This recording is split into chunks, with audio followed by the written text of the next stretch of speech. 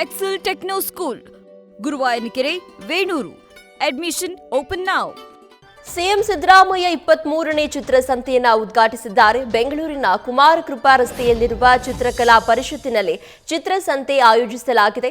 ಸುಮಾರು 22 ರಾಜ್ಯದ ವಿವಿಧ 1500 ಕಲಾವಿದರ ಕೈಚಳಕದ ಚಿತ್ರಗಳ ಪ್ರದರ್ಶನ ಮಾರಾಟ ನಡೆಯಲಿದೆ. ಕಾರ್ಯಕ್ರಮದಲ್ಲಿ ಸಿಎಂ ಸಿದ್ದರಾಮಯ್ಯರಿಗೆ ಉನ್ನತ ಶಿಕ್ಷಣ ಸಚಿವ ಡಾಕ್ಟರ್ ಎಂಸಿ ಸುಧಾಕರ್ ಸಾಥ್ ನೀಡಿದ್ದಾರೆ.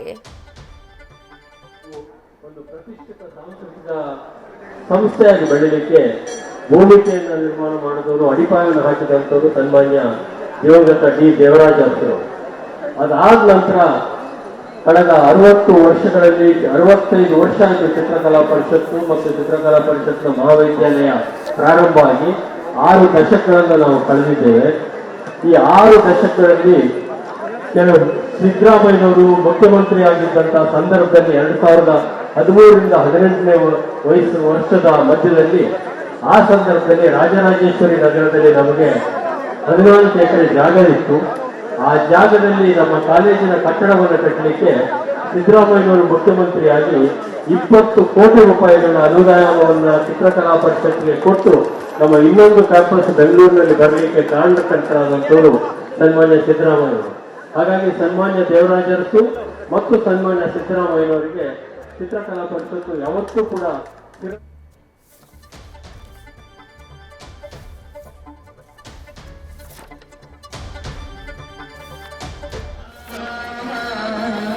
ಚಿತ್ರಕಲಾ ಪರಿಷತ್ ಆವರಣದಲ್ಲಿ ನಡೀತಾ ಇದ್ದಂತಹ ಕಾರ್ಯಕ್ರಮವನ್ನ ಸಿಎಂ ಸಿದ್ದರಾಮಯ್ಯ ಅವರು ಉದ್ಘಾಟಿಸಿದ್ದಾರೆ.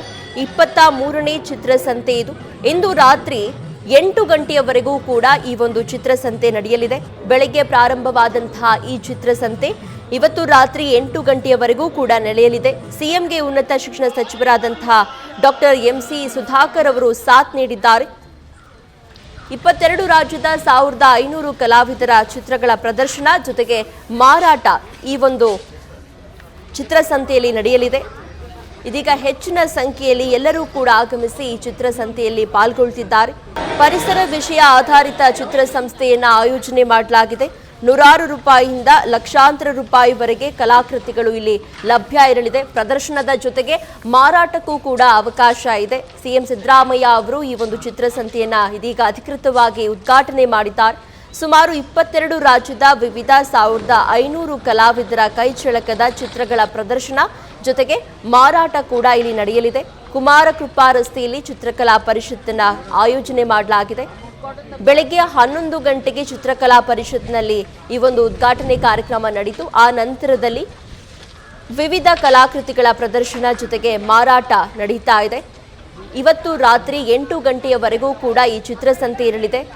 ಇದು 23ನೇ ಚಿತ್ರಸಂತೆಯಾಗಿದ್ದು ಹೆಚ್ಚಿನ ಸಂಖ್ಯೆಯಲ್ಲಿ ಇದೀಗ ಸಾರ್ವಜನಿಕರು ಈ ಚಿತ್ರಸಂತೆಗೆ ಆಗಮಿಸ್ತಾ ಇದ್ದಾರೆ. ಇವತ್ತು ರಾತ್ರಿ 8 ಗಂಟೆಯವರೆಗೂ ಕೂಡ ಈ ಚಿತ್ರಸಂತೆ ಇರಲಿದೆ. ನ್ಯೂಸ್ ಫಸ್ಟ್ ನಿರ್ಭೀತಿಯಿಂದ ನಿಮ್ಮ ಪರವಾಗಿ.